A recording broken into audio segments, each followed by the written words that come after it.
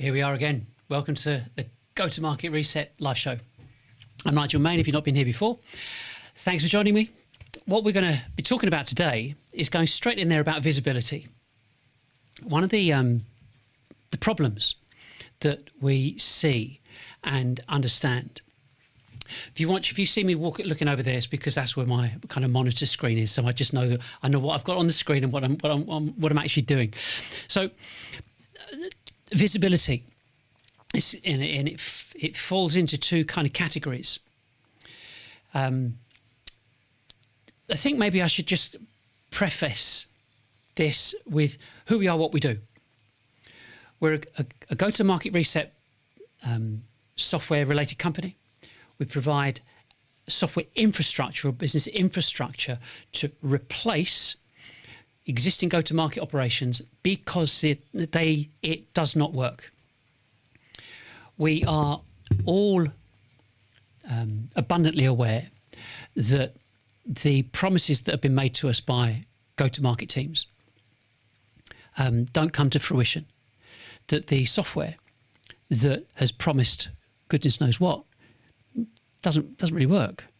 So you have to understand how this has come about, because you think, well, there's so many people talking about GTM engineering, go-to-market teams, go-to-market strategies. I mean, it's just everywhere. And the trouble is with marketing, everyone's a marketer. Literally, everyone knows this job, and everyone knows how to do this. But the problem is, what people know and understand is driven and is founded in consumer-related marketing, not business marketing. And so what we see now is a great deal of dialogue and information and so on about go-to-market. And you can use NAN, you can use Instantly, Clay, a raft of different platforms, link them all together, and here's your... Now it's a GTM stack, not just a MarTech stack, it's a GTM stack, using all an intricate network of different platforms, from Claude to, as I said, NAN, Instantly, Clay, Lucia, Attico, HubSpot. It doesn't matter. I mean, it's just basically stitch everything together and sell that as a marketing system. But it doesn't work. We know it doesn't work. Everybody knows it doesn't work. Your figures, your monthly, quarterly, annual figures says it doesn't work. If you go back over the past 20 years, it says there's been no change in any of the software or technology that you've been coerced into buying. So that's our starting point. So it's not working. So to understand and to evaluate this is very difficult, because everybody uses the same software. So everyone at the moment has got Demand Gen, Lead Gen, ABM, pay-per-click. You've got, whether it's HubSpot, Marketo, Eloqua, Pardot, or any of the other automation platforms. You've got CRM, so you've got Salesforce, HubSpot, Zoho, whatever. And everybody expects to be able to achieve some kind of USP. So that doesn't happen. We know it doesn't happen. So if everybody's got the same software, everybody's doing the same thing, and I've said this before, if you put every single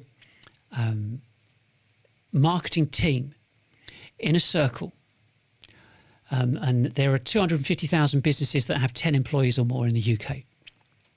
So put them all around like a clock face, all round, and move them one place. Just move them, just shift them that way. Doesn't matter how big, how small, just shift them that way, or whichever way you can see that. Just move them one space round, and they would continue doing what they're doing, because everybody works the same way. Everybody's got the same strategy, tactics, and ops when it comes to doing their marketing. So do what you've always done, get what you've always got, and there is no USP. You have no USP over the next business. And, well, that's just how it is. And so when businesses say, well, we're not doing the figures. We're not, you have your sales kickoffs and you go, well, next year we're going to do much better, aren't we, guys? Rah, rah, rah. So you go, okay, well, if next year's going to be different, what are you going to do differently? What's going to happen?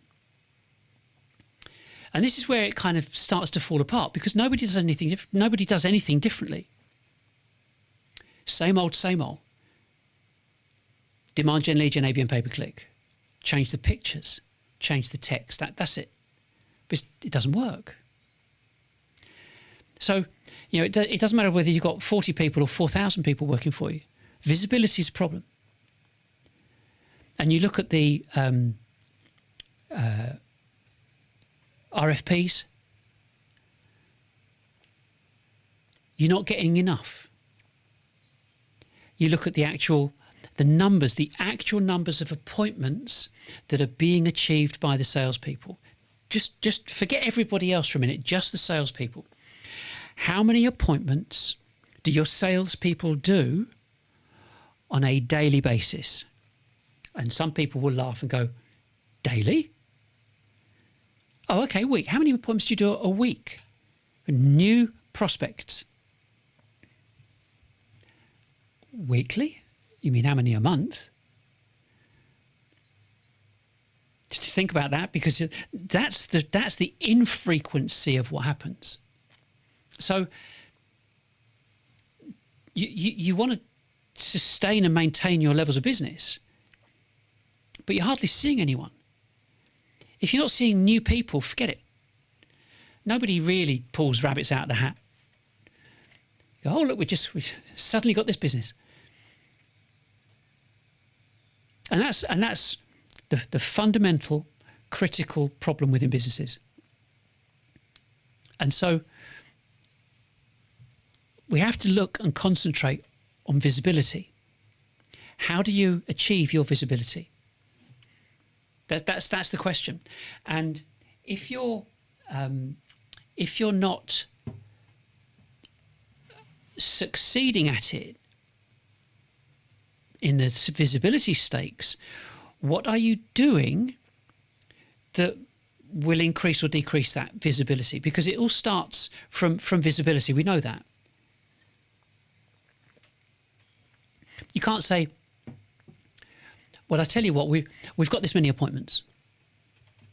You don't get the appointments without visibility. You don't get deals without appointments. So we can agree that sales is a numbers game without a shadow of a doubt. So, okay.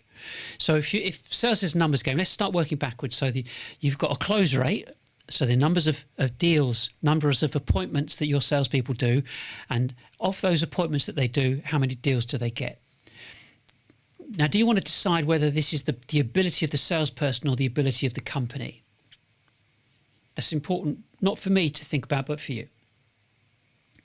So working back from that, so if we go this way, if you've got the salesperson here, got the appointments, got the deals, how many calls did your BDRs have to make to find that person? How much outbound did you have to create for that BDR to call them? How many impressions did you need to actually get the information that gave the BDRs the information to call to make the appointment for the person to go and do the deal? It all rolls downhill completely. I keep bending down when I'm talking. I need to lift this up and just move that around a bit. That's a bit better. So when we're looking at this process, this visibility issue, the reality is absolutely nothing else matters except visibility, because everything flows from visibility. So what are you doing? What are we doing about it?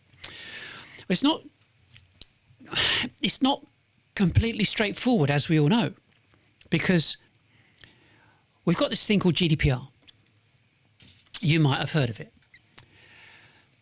And people don't really want to have to think too much about it when it comes to B2B, because you can still send information to people and say, well, I think this is business relevant, therefore I'm sending it to you. Be a bit of a shocker if that were to change. But GDPR, in terms of you and I, individuals, we choose not to be found as you know, in our consumer lives. We don't want big tech, MarTech, selling our data like they did with Cambridge Analytica. So we want our privacy. But then so do businesses. And so if you can see how this is, I suppose, fed, how it flows. So if in our private life we want anonymity, and that relates to GDPR and protection of data, the same would be said, therefore, for our business life. We want to remain anonymous, which is how we buy. I'm a director, you're a director. You don't put your personal email, your business email address out there for all and sundry. So if you want to buy something, you'll go and buy it. You'll remain anonymous, thank you very much, and you'll go and buy it. We will go and buy it. Nobody else's business but ours. So the phraseology that I've used again and again is we want to self-serve, self-educate, remain anonymous, calculate the ROI, and then decide on who and when we want to speak to a salesperson about it. In that order. So that being the case, if you look at this buying process, this is where it starts to fall apart, basically. Marketing seem to think you've got some problem, and what we're going to do in marketing is we're going to say that we can solve the problem. Now, the CEO, the buyer, isn't thinking that. They're going, of course we've got a bloody problem. We know we've got a problem. We know that you can probably take care of it. Probably. But here's a list of 30 companies that can do the same as you. We are running a company. We're not stupid. We understand the problems. We are looking for a solution. Don't tell us about our problem. We already know we've got a problem. That's why we're looking for a solution. So what's the buyer doing? The buyer is looking for somebody, a company, that can articulate the problem and explain, illustrate and articulate how they solve it. Not that they solve it, how they solve it. They're looking for a company that says, not only do we're all agreed we're talking because we're talking about a certain problem, but this is how we approach it, this is how we deal with it, this is how we orchestrate things to impact you and your team and your teams of people in your business. And this is what it looks like on an ongoing basis. And this is how we support. And this is what we do. And we take care of it. And this is why you want to be connected to us. And so on, and so on, and so on. They know that your company deals with or sells products, a widget that does something. They know that. They also know every single person that's competition to you. And they can get that information from Claude, from AI, within seconds, and an analysis of every single business. But that's not what they're looking for. And that's the point. So it comes back down to visibility. So how visible are you? If you're saying, we sort out this problem, we sort out this problem. Yeah, and so do they, so do they, so do they, so do they. This is how we implement our systems. This is how we teach your people to take care of the problem. This is how there's a different conversation going on here. The conversation is, why should I trust you? Yeah, I know you do the product, the widget, but why should I trust you? So of course, when it comes to visibility, we're talking about this know, like, trust in advance. How do you do that? Don't want to see you. They want to remain anonymous. They want to self-serve, self-educate, remain anonymous, speak to you when they're ready. When they're ready. And if you look at that pyramid, I should really get. I mentioned this last week. I should, because I'll come on to something I'm doing shortly, which is, where's my? Here we go. So we're looking at this PowerPoint.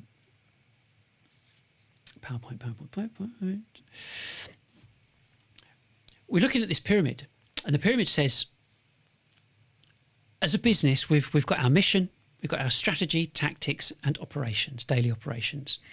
And what that means is that you've got a 10-year mission. You go, well, that makes sense, 10 years. And so then you go, okay, you've got 10 years. You've then got 5 years to orchestrate a strategy.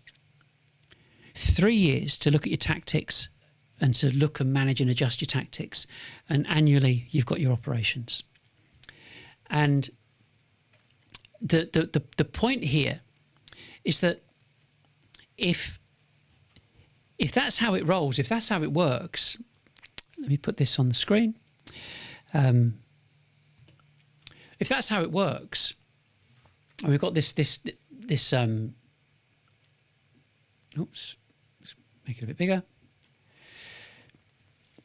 10, 5, 3 and 1, monthly, quarterly. So that's what's happening for every business. Makes sense. All of it makes sense. And so because of this, the lead time, this getting to know, like, and trust, and the whole thing about self-serve, self-educate, find out, and do, that takes, that kind of deciding, someone deciding their strategy could take 5 years. But here again, we're looking at this. If you look at across the bottom, if you've got a lead time of say 6 to 9 months, a sales cycle 6 to 9 months, that's when you know them. That's when they're visible. And Gartner and Forrester say, 85, 86% of the journey is done invisibly. Well, it's a pretty simple calculation. If 9 months and 86%, it equates to about 5 years, which fits back to the strategy time. Could be less. But overall, you're not going to know what they're doing because they want to self-serve, self-educate. So then if we look at what's happened in marketing, it started off 20 plus years ago that we'll get everyone on email. We want to grow our email lists. The likes of Yahoo and Ask Jeeves and the other, the older, I say older, but the search engines that were high, were quite visible then. Their valuation was based upon their lifetime value of the customer, and they established the lifetime value of the customer based upon the email connectivity they had. The bigger the email list, the more value was placed on the company. So thousands, millions of emails, the lifetime value of the customer would be X because that's how much they would be able to sell to them in the future. So therein lay the hiked up valuations. That was then. So how'd you get their email address? Offer them something. Give them something cheap, like a PDF. Offer it for free in exchange for their email address. Happy days. And the point was that if you've got PDFs that you're going to promote, what's the best way to do it? We kind of build out some kind of automation if we can. So we're talking now 2006-07. It's called marketing automation. Except it wasn't just one thing for another. In exchange for that, I'll give you this. It started off with pay-per-click. Click on it, click on the advert, went to a landing page, blah, blah, blah. Download this PDF, give us your details. Because you were already interested, you already kind of invested in it slightly. Then that expanded more into B2B, became marketing automation. Now what happened, they went to your website, you had a marketing automation form, fill out the form, salesperson, telesalesperson phones you up. It's 20 years ago. We've moved on. Everybody hates cold calls, especially in business. Waste of time, effort and money on both parts. So you've now got this methodology that's been established and grounded in B2B selling, that it's got to be demand gen, lead gen, ABM, pay-per-click. And also when the demand gen stuff stopped working with this, just doing the forms, it's like, it doesn't work. Are you doing ABM? And that was 2006, 7, 8, give or take, which is when demand gen started coming out, the likes of Marketo and so on. By 2016, that's when ABM came out, give or take. And the response was, that's not working because you're not speaking to and engaging with your stakeholders. So now you need to expand what you're doing and communicate to 16 people now who are the stakeholders that are influencing the purchasing decisions. Oh, 10 years later, 2026. What's happening now? In fact, it was some years ago, like 22, give or take. But we're 10 years later, yeah? What now? We're still not doing any business. Well, here's the thing. We're not quite sure what people are doing. Well, what do you mean? Well, it's called the dark social because we're not on their Slack messages. We're not finding out what they're talking about between themselves and so on. You go, whoa, wait a second. We don't know what they're talking about between themselves. Are you telling me they never spoke to each other before? No. I'm just saying now everyone's on Slack or this or that or some kind of messaging platform internally. But they spoke internally before. Well, yeah. So you're telling me that the whole marketing automation thing, that wasn't destined to work, and therefore nor was ABM destined to work because they were talking about it internally. Well, yeah, if you want to put it that way, yeah. So what you're telling us is that for the past 20 years, marketing automation, infrastructure, MarTech, big tech MarTech has not actually worked at all because now you're saying it's dark social. Oh, people talk to each other. Yeah.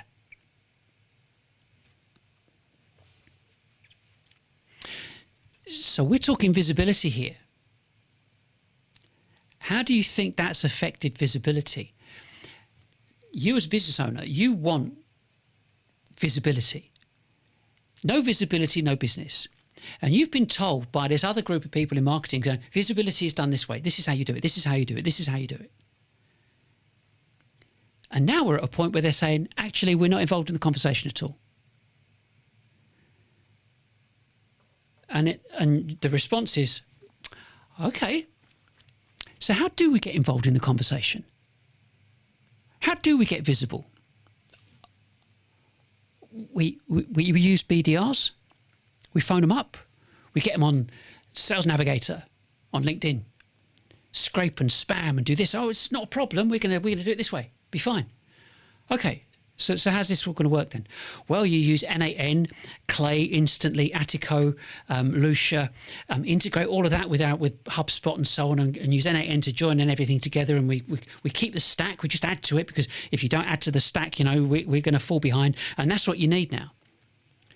So you go, okay, so we trusted you on pay-per-click back in the early 2000s. We trusted you for marketing automation.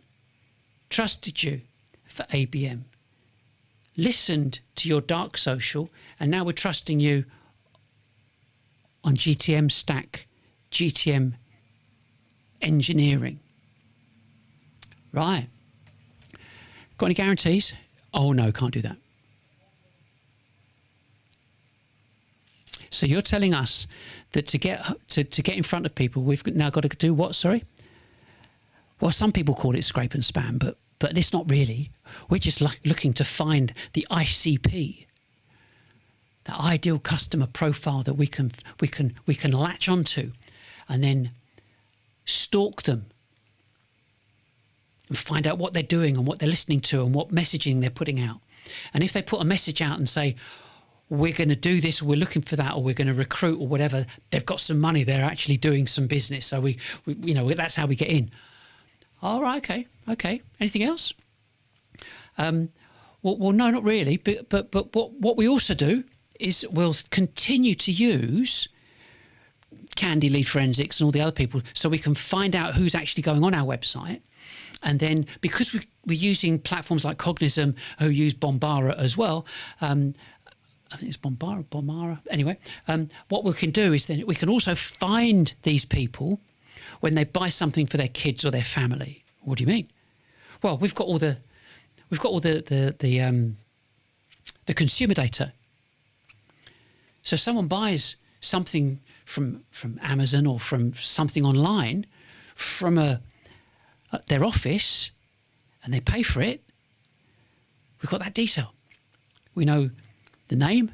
We know what they bought, what they're buying because of remarketing platforms, and we know the IP address.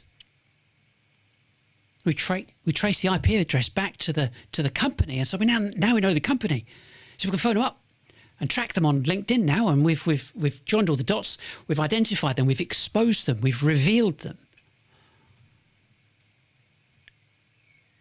That's the plan. That's the future. You can gather I'm not impressed. For two reasons. One, of course I got a product, but two, I buy stuff. I get phone calls. I get furious when I get certain phone calls. Because some of the people sound more like scam call centres than anything else.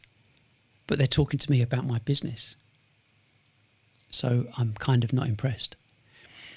So that's a big problem.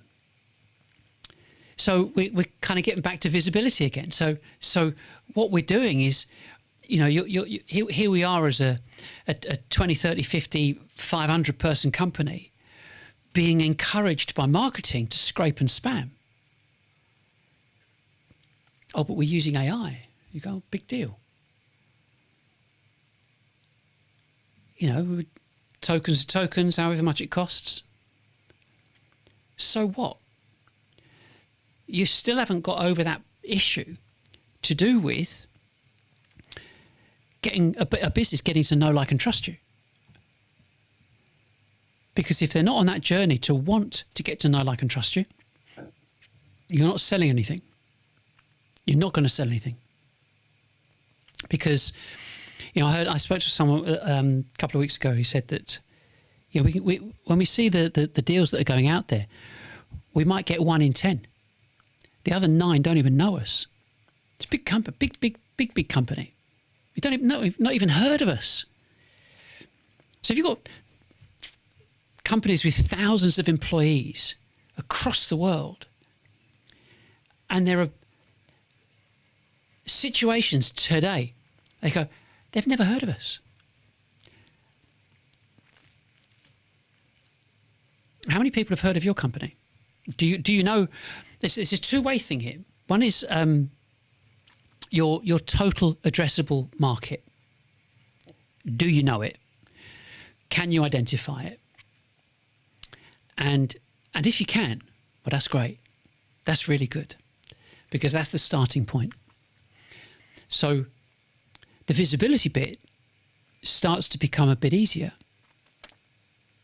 If you look at the numbers of businesses in the UK, there are between 10 and 50, 212,000 businesses. Between 50 and 250, there are I never get this right, 36, 38,000. I think it's 38. I think it's 36,000. And between 50 and above, 250 and above, there's 8,000. Nicely rounded to 250,000 businesses from 10 employees and above. So, say, for example, you've got a total addressable market that you can identify. Let's round it off, 10,000 businesses. Easy. So you've got 10,000 businesses. I know I've got another slide here which I can show. I'm sure I have. And if I haven't, I'll be upset. No.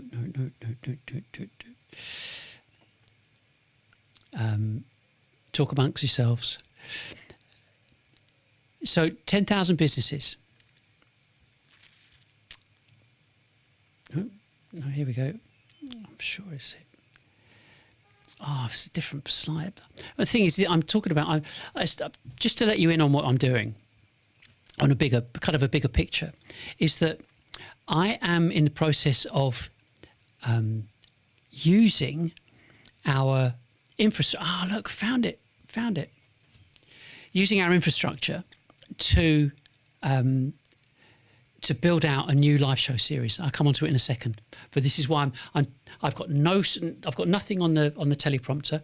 I've got my laptop, and I've been massively busy, because this is a really important aspect of being able to enable and empower businesses to do exactly what they need to do. And part and parcel of it is delivering effective live shows. So let me show you this particular slide here. So there's your technology curve. That represents your entire market. And I just said 10,000 businesses.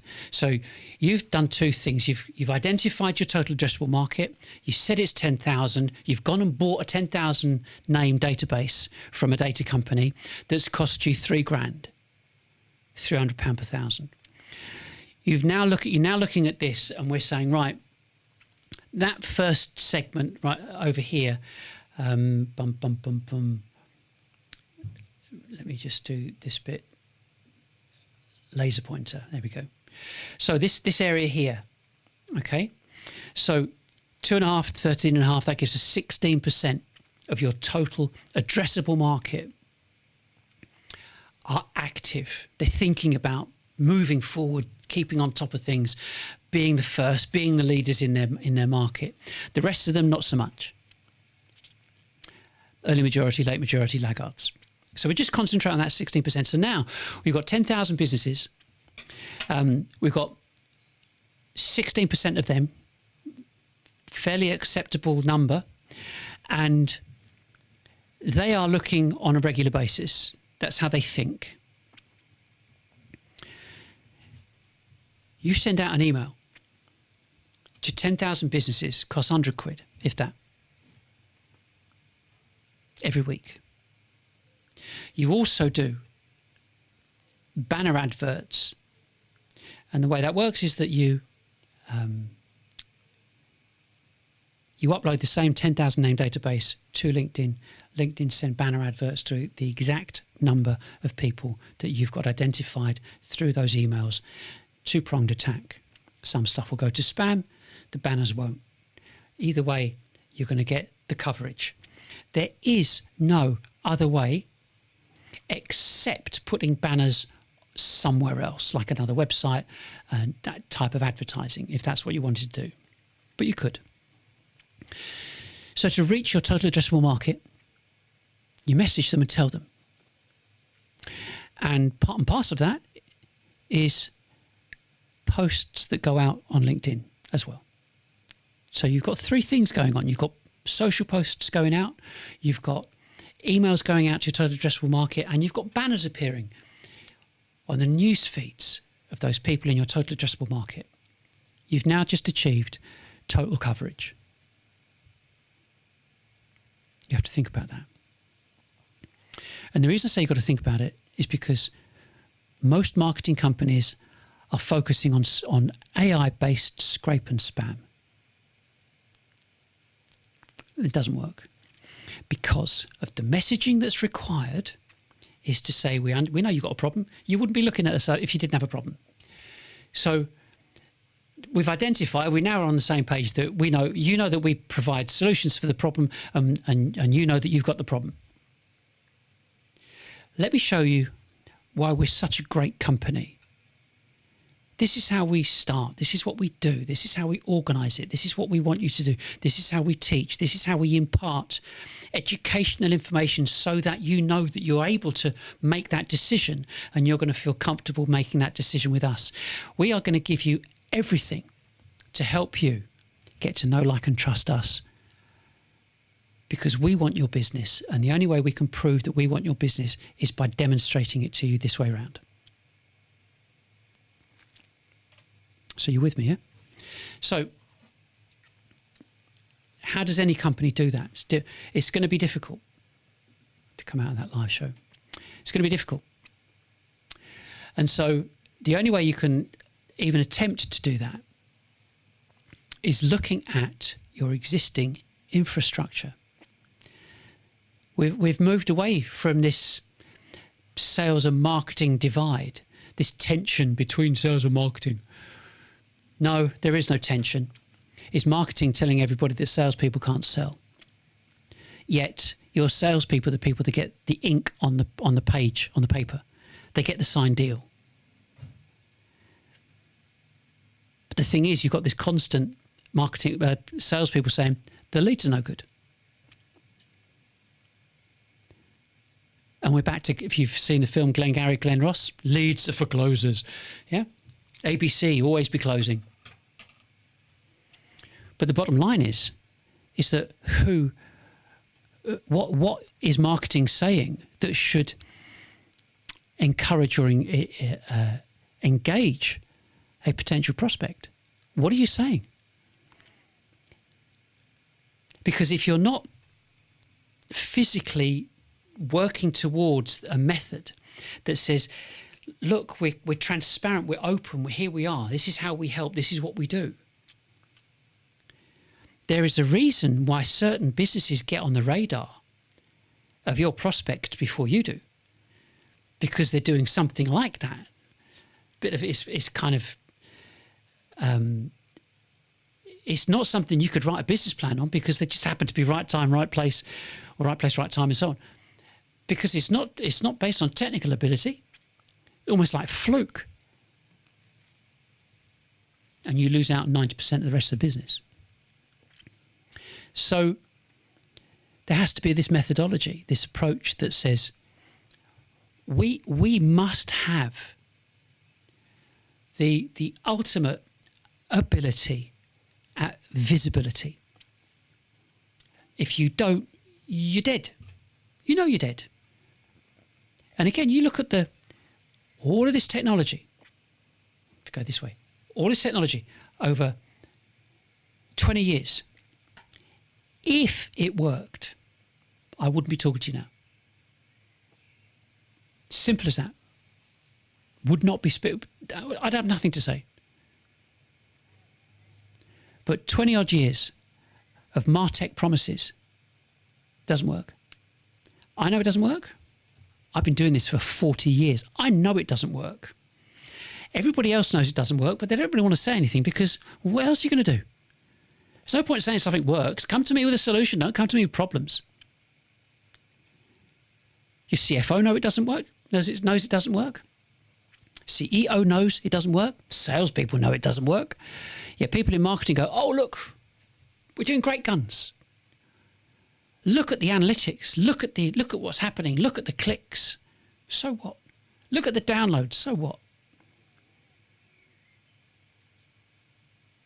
It's completely and utterly irrelevant. And then guess who starts banging a drum wanting attribution for the sales that do come in? Why? Because they want to keep their job. You would if you're in marketing. Marketing have done a crap job.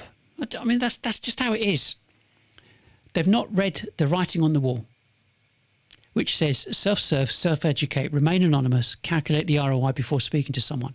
If everyone's pumping out that information and knows that information, knows the statistics, every salesperson knows the statistics from the likes of Gartner and Forrester, it's used all the time. So if everybody knows about it, why has no one done anything about it? Because it's a deal breaker. This enormous group of people that are over here in marketing, all with their own little jobs doing this, that and the other. Start talking about the actual problem and how to solve the problem. They're all out of a job. And the marketing people watching this are going, Nigel, stop, be quiet, don't, stop.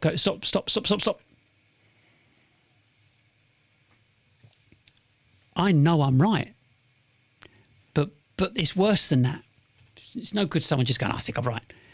If you look at the numbers of businesses that have gone bust over the past 25, 30 years, the statistics have remained stable. They shouldn't have remained stable at all, but they've remained stable. 20, 30, 50, 70. 20% fail in the first year, 30% in the second, 50% in the third, and 70% year 10. Compound, that's 91.6% of all businesses go bust within 10 years. And it's not changed. Why hasn't it changed? Because it should have changed if the marketing automation platforms and everything else was working. But it wasn't, because we know we've got to dark social. And the next iteration of generating new business is all scrape and spam. So there you have it. There's all the reasons why it's gone wrong. All the reasons. And so, as a business owner, you've got to look at this and go, what on earth are we going to do? So, I suppose this is the good bit. That if you look at this, it's our website, yeah. We've rebuilt this from the ground up, literally from the ground up. And if you've been following me for any length of time, you'll know I spent 40 years doing this. 25 years direct sales, running telecoms, voice up to voice over IP integration with CRMs and so on, and then moved directly into marketing. And I was a complete marketing automation fanboy, absolutely, until I realised it didn't work. And then moved into looking at alternatives, what was required. And it takes a long time when you do it by yourself. You know, you're looking at, not just looking at and observing. You can't just look and observe, you've got to do. And so testing different things, different methods and different strategies and different approaches to come up with what is the solution. I mean, partly it's not personal. I wanted to sell stuff at scale. Doesn't matter what it was. I didn't care what it was. I just wanted to sell at scale. And I can't. You can look at jumbo jets; they're big, yeah. But that wasn't it, because my life has always been in B2B. So how do I sell B2B stuff? Doesn't matter what it is, at scale. How can I make it happen again and again and again?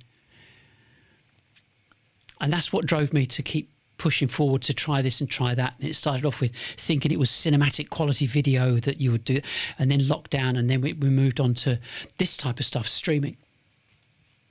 And that's one part of the solution. It's not the solution, it's just part of it, because it's this infrastructure.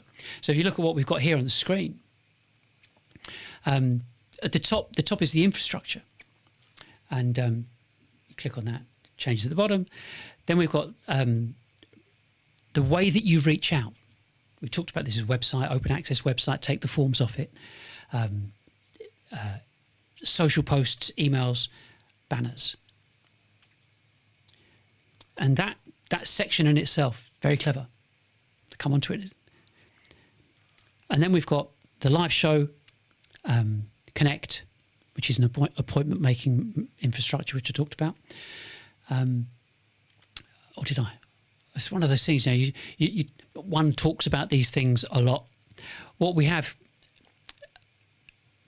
we reach out to businesses, do the live show, which is the call to action. At the call to action, you say, if you go to our website, click on the discovery button at the top right, and that will take you to a series of a multi-page form. Complete the form. That's our discovery, because we would do that in a face-to-face, but it saves time because you can get somebody else to do it rather than you have to do it yourself. Complete the form, book a time to meet us. Once that's done, our system generates the quote, generates the slide deck, generates the cost comparison, does the research on the company and the individual, and presents that to the salesperson. Just like that. Literally just like that. It is great. So when it comes back to how many appointments do your salespeople do a day, changes that fabric, because if you work that back and you look at how many people are you getting exposure to? You say, well, we've increased it this month. We're up to 30,000, to 40,000, to 50,000. And of that, we're getting this many people watch us. Of the people that are watching our live show, we're getting this many people that are booking appointments. And of the people that book appointments, we get this many that we actually do quotes for and finalise the quote. And there's our pipeline. And on the subject of pipeline, if I go to, I have to put my glasses on for this. If I go to the OS and then click on here,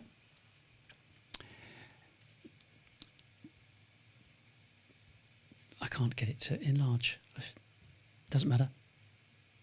That page there, the revenue engine, there's your dashboard. You've got impressions to value.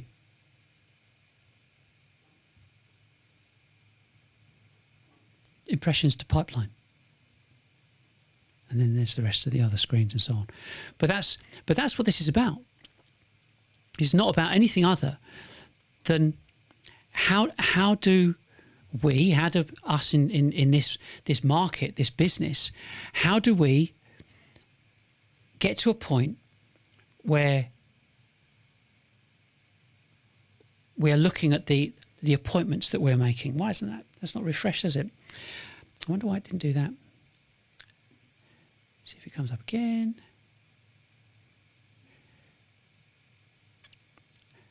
I don't understand why. But the point is that it might be the laptop, it might be the update. But basically, there's the questionnaire. There's the information that we've got, and you can click through and see the data fill in terms of costs and people and training and what you do at the moment. But the whole point of this is that it's all online. Everything's online. And I wanted to show you that next bit, but it's not coming up for some reason.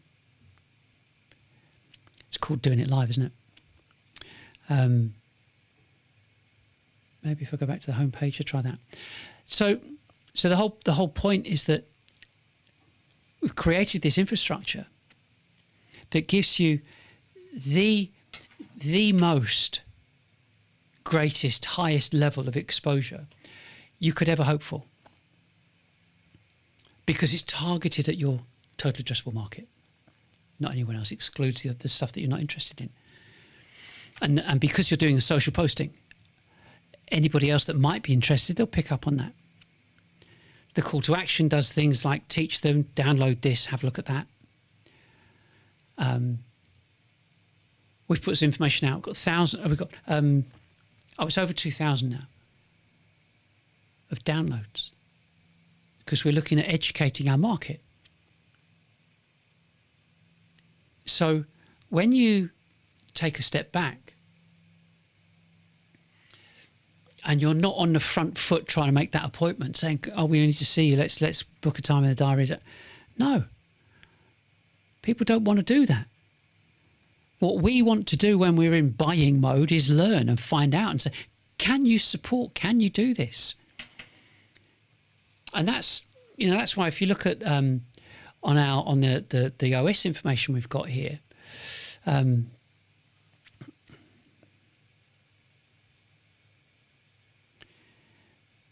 Is it going to come up?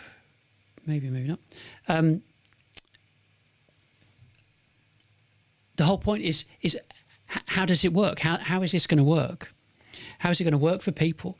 You know, we have a first phase, and the first phase, maybe there's that's slightly better. We've got a training course. Well, of course we have. But I say, of course we have. We have a training course. So the training course is there to help businesses look at and re-evaluate, redefine, and retrain when it comes to marketing or go-to-market. And we recommend the CEO and the VP of sales does this first. You might want to get your CMO CMO involved if you think it's relevant. But the focus of this whole methodology and infrastructure is the appointment. I don't care about anything else, not interested. The only thing that I'm interested in is the appointment. There you go. Happy smiley face. You got the appointment. So, and that's the point. That's the point of this. Nothing else matters about unless it's the appointment. And so if you have a methodology that communicates this information to businesses and says to them, look, you can get to know, like, and trust us anonymously. Read our information, come and join us online. And what you do online is, it doesn't have to be a talking head thing like this. I'm just kind of used to doing that. But the other point is that we have this this structure that says we believe that we can teach you about everything you need to know to change the methodology that you've been using so far to increase your profitability significantly. And the nature of this infrastructure is that you tell it what to do. And literally. So you use Whisper, you use a voice-activated bit of information, and you just say to your AI, do this, do that, do this, do that. And it will send the posts out. It will schedule the posts. It will schedule the emails. It will schedule the banners. It will write the script. That's what we're doing at the moment. It will write the script, schedule the live streams, send out the emails to promote the live shows to your list and to the tagged people within those lists, and then process the information and post it back up online to keep promoting you, to maintain that visibility, which drives traffic to your live show, to encourage people to make a booking, to get to know you and to get you to quote them, and keep that cycle going autonomously. And I'm not going to go through it today, I'll do it next week. But we've created a closed loop. So it's not self-aware, it's not that, but it knows what's being sent out. It's looking at the responses that come back in. And I've stopped on here. You see the bottom right down here. That relates to this information on this page. Ask salesXchange here. This is an independent, autonomous, anonymous method to ask me any question through our knowledge base. There's 11 million words in there, everything I've written and my kind of 3.5 year conversation with AI. 11 million words, ask anything. A combination of that and with everything else being in BigQuery means that we have the constant, instant ability to analyze absolutely everything that's happening with our entire queryable business. And on that note, I'm going to leave that for next week and share some information that A16Z, Y Combinator and other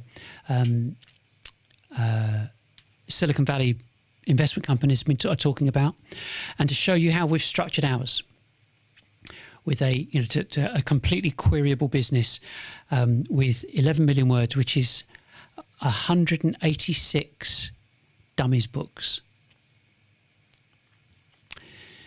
and we're live on all of that now. So anyway, that's it for today. I know it's a bit of a talking head, but at the end of the day,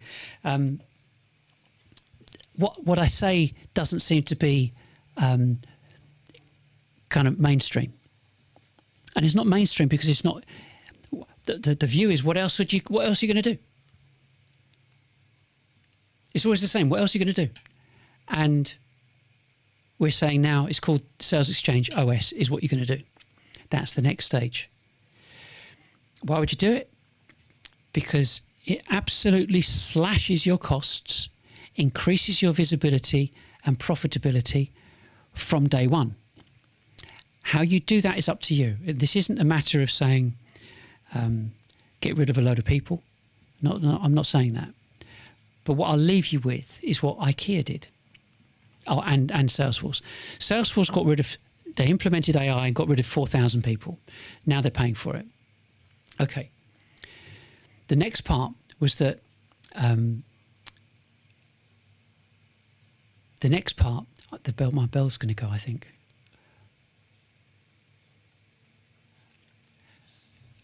And the next part basically is that IKEA actually did the same. They implemented AI, and it could have got rid of 8,500 people, but instead they retrained them because they knew what AI was doing, knew the queries that AI was receiving, and retrained them and increased their turnover by 1.4 billion. So we're talking about efficiency here. So I'll leave that with you. Join me again next week. I'm going to talk about what we call a RAG system and how that impacts, and how we have everything centralized, all the data centralized, that impacts reporting, instant reporting. You know, as a CEO, you say, I want to know X. And someone says, okay, well, I'll try and get a report done for that, and we'll get that put into Data Studio or something like that, into Looker. Now everything is instant, literally instant, and that's what we'll talk about next week. Have a great week from now till next week, and I'll see you then. Bye for now.